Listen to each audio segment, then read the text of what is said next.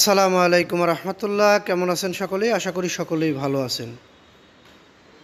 দেশ ও প্রবাসে থাকা ব্যাংকের গ্রাহক ভাই বোনেরা, এখানে 5টি ব্যাংকের লোগো দেখছেন। এই 5টি ব্যাংকের গ্রাহক হয়ে থাকলে এই নিউজটি আপনার জন্য অতীব জরুরি। এই সকল ব্যাংকে যাদের টাকা রয়েছে, যাদের শেয়ার রয়েছে, তাদের জন্য এই নিউজটি খুবই গুরুত্বপূর্ণ হতে চলেছে। ব্যাংক 5টি হচ্ছে: ফার্স্ট সিকিউরিটি ইসলামী ব্যাংক, গ্লোবাল ইসলামী ব্যাংক, ইউনিয়ন ব্যাংক এবং এক্সিম ব্যাংক ও সোশ্যাল ইসলামী ব্যাংক।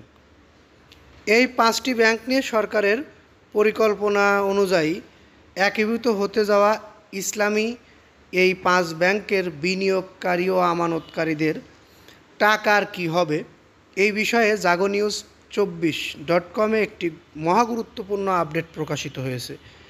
যে নিউজের পরিপ্রেক্ষিতে আপনাদের জন্য আমি এই নিউজটি তৈরি করেছি। ধৈর্য সহকারে পুরো নিউজটি শুনলে আপনাদের টাকা লভ্যাংশ কিভাবে পাবেন, কিভাবে আপনাদেরকে দেওয়া হবে, বিস্তারিত এখানে উল্লেখ করা হয়েছে। প্রথমের যে কথাগুলো, এই কথাগুলো আমরা সব নিউজেই বলে থাকি, এ কারণে আমরা প্রথমের কথাগুলো এড়িয়ে যাচ্ছি। একীভূত ব্যাংকটি হবে ক্ষুদ্র মাঝারি খাতের অর্থায়নের জন্য বিশেষায়িত একটি শেয়ার ভিত্তিক আর্থিক প্রতিষ্ঠান। বাংলাদেশ ব্যাংক নিজে থেকে এ ব্যাংকের লাইসেন্স দেবে এবং এই 5 ব্যাংকের আমানত সম্পদ দায়ভার নতুন প্রতিষ্ঠানে হস্তান্তর করা হবে। তাহলে একীভূতর কারণে আওতায় থাকা ব্যাংকগুলোর নাম অলরেডি আমি আপনাদেরকে জানিয়ে দিছি। আবারও জানাচ্ছি: ফার্স্ট সিকিউরিটি ইসলামী ব্যাংক, গ্লোবাল ইসলামী ব্যাংক, ইউনিয়ন ব্যাংক, সোশ্যাল ইসলামী ব্যাংক এবং এক্সিম ব্যাংক। তাহলে এই সব ব্যাংকে যদি একীভূত হয়ে যায়, গ্রাহকদের কোনো সমস্যা হবে কি না, এ বিষয়ে আমরা যে নিউজটি পেয়েছি, এসব প্রশ্নের উত্তর খোলাসা করেছেন সংশ্লিষ্টরা। তারা বলেছেন, ব্যাংক একীভূত হলে গ্রাহকদের লেনদেনের কোনো সমস্যা হবে না।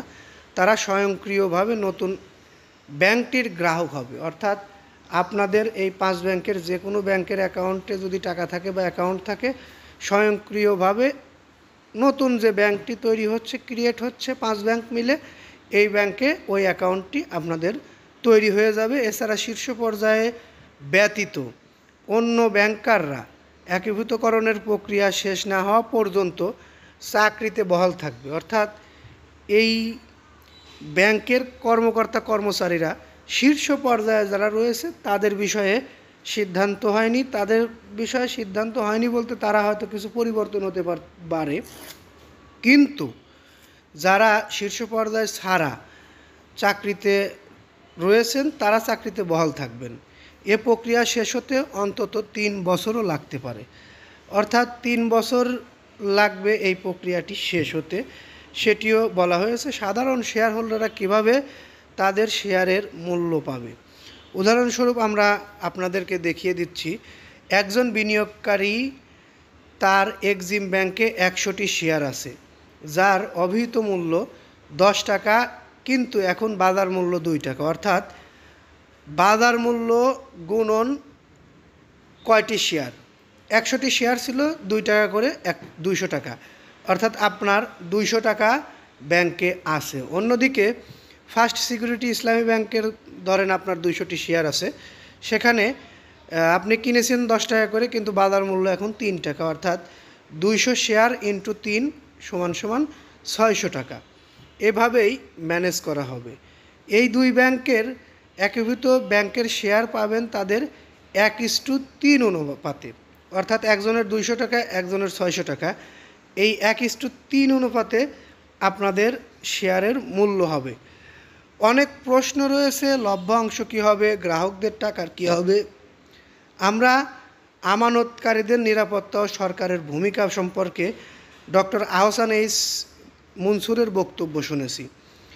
তিনি আমানতকারীদের কোনো ঝুঁকি নেই বলেও বলেছেন। সরকার প্রাথমিকভাবে মূলধন দেবে এবং একটি পর্যায়ে তা লাভসহ ফেরত নেবে।